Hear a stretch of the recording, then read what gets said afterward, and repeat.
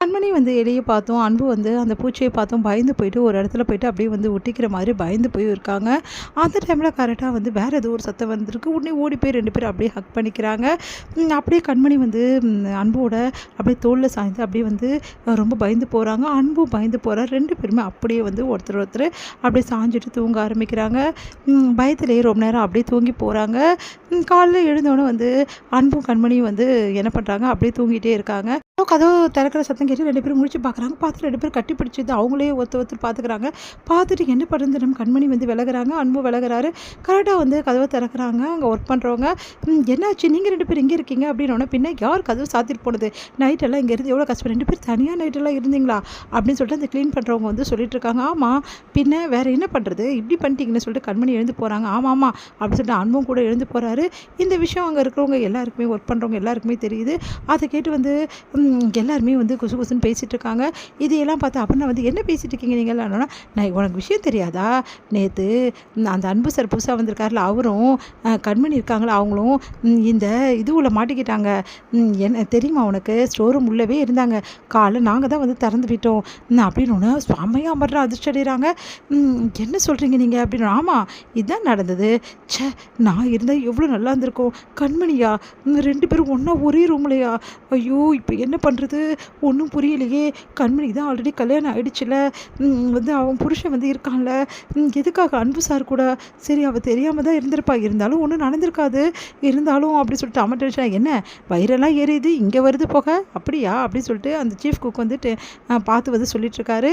இன்னொரு கூட இருந்த குக்கும் வந்து ஆமாம் எங்களுக்கு எரியிற வந்து வருது கருகிற ஸ்மெல் நல்லா வருது அப்படின்னோடனே ஓவராக பேசாதீங்க கம்முன்னு இருங்க பார்த்தல கண்மணி அன்பும் எப்படி வந்து ஒன்றாயிட்டாங்கன்னு சொல்லிட்டு சொல்ல முடியாது. கண்மணி புருஷனை டைவர்ஸ் வந்து பண்ணிவிட்டு அன்புவை கல்யாணம் பண்ணினாலும் பண்ணிக்கலாம். ஆமாம் கண்டிப்பாக நடக்கும்னு சொல்லிட்டு 2 பேர் கை அடிச்சுக்கிறாங்க. இதெல்லாம் பார்த்துட்டு அப்புறம் நான் செம்ம டென்ஷன் ஆகிடுறாங்க. சே அப்படின்னு சொல்லிட்டு இங்கே வந்து கண்மணி கிட்டே வராங்க. தேன்மொழி என்ன கண்மணி குளிச்சிட்டியா அப்படின்னோடனே இப்போ தான் குளிச்சுட்டு வந்தேன் என் நைட்டெல்லாம் வந்து நான் வரலையே கொஞ்சமாவது உங்களுக்கு கவலை இருந்ததா வந்து பார்த்துருக்காங்க தேடி இருக்காங்க யாராவது வீட்டில் தேடினீங்களா அப்படின்னு சொல்லிட்டு கேட்குறாங்க. நான் அமிச்சண்டி தேன்மொழி ஆனால் தேன்மொழி தான் நீ இல்லைன்னு சொல்லிட்டு வந்துட்டாடி எனக்கு இல்லைன்னு சொல்லிட்டு வந்துட்டாளா வந்து ஷோரூமில் பார்த்தியா நீ எனக்கு எப்படி கண்மணி தெரியும் அப்படின்றாங்க. அப்போ எல்லோரும் சந்தோஷமாக இருந்திருக்கீங்க நான் இல்லைன்ற கவலை கொஞ்சம் கூட இல்லை அப்படி தர அப்படின்னு அதெல்லாம் இல்லைடி காலையில் ஆனால் நீ எப்படி வந்துடுவேன் அங்கே தான் இருப்பேன் அப்படின்னு நான் நினச்சோம் அப்படி சொல்லிட்டு ஏதோ சொல்லி சமாளிக்கிறாங்க. என்னமோ சொல்லி சமாளிக்கிறீங்க அப்படி சொல்லிட்டு கண்மணி வந்து என்ன பண்ணுறாங்க இங்கே வராங்க ட்ரெஸ்லாம் பண்ணிவிட்டு கிளம்பி வராங்க.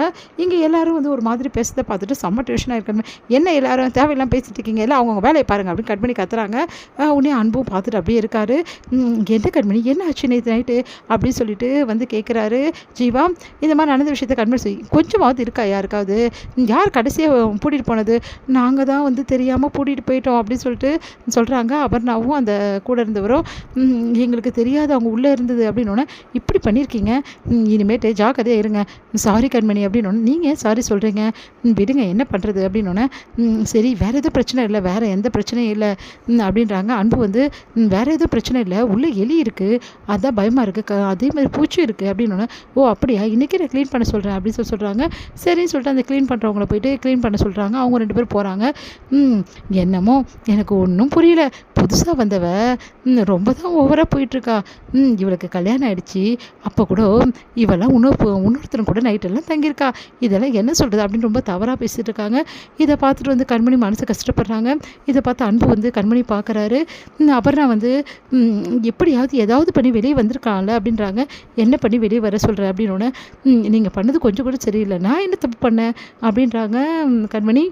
உடனே தேன்மொழி செம்ம டென்ஷன் ஆகிடுறாங்க. நீ என்ன பேசிகிட்டு இருக்க எப்படி வந்திருக்க முடியும் கதவு தாழ்ட்டுருக்கு அவங்க தட்டி தட்டி பார்த்துருக்காங்க அதுக்கு என்ன பண்ண முடியும் இது ஆக்சிடென்ட்லாம் நடந்தது தேவையில்லாமல் இதெல்லாம் பேசாதீங்க அவங்கவுங்க வேலையை போய் பாருங்கள் அப்படின்னு சொல்லி தேன்மொழி திட்டி விடுறாங்க. உடனே கண்மணி அழறாங்க. கண்மணி நீ எதுக்கு அழற அப்படின்னோடனே எனக்கு என்ன சொல்கிறதுனே தெரியல எல்லோரும் என்னை ரொம்ப மோசமாக பேசுகிறாங்க தேன்மொழி எனக்கு ஒரே டென்ஷனாக இருக்குது நான் பேசாமல் வீட்டுக்கு போகிறேன் அதெல்லாம் ஒன்றும் தேவையில்லை எவ்வளோ மோசமாக பேசினாலும் உண்மைன்னு ஒன்று இருக்குல்ல உன் புருஷன் கூட தான் நீ இருந்த இதனால் தப்பு இருக்குது அப்படின்றாங்க. அப்படியே வந்து யோசிக்கிறாங்க.